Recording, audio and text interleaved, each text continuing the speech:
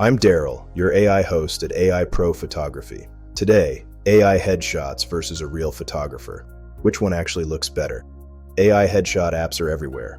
Upload a few selfies, get a wall of polished portraits for the price of a coffee. So do you still need a photographer? It depends on what the photo has to do. For speed and cost, AI wins easily. A decent set in minutes, no booking, no studio. For a casual profile or a quick placeholder, that's often enough. But look closely and the tells show up. The likeness drifts, so it's not quite you. Hands and glasses and teeth get strange. And across a set, the face keeps subtly changing. And here's the thing, AI can't do. It wasn't there.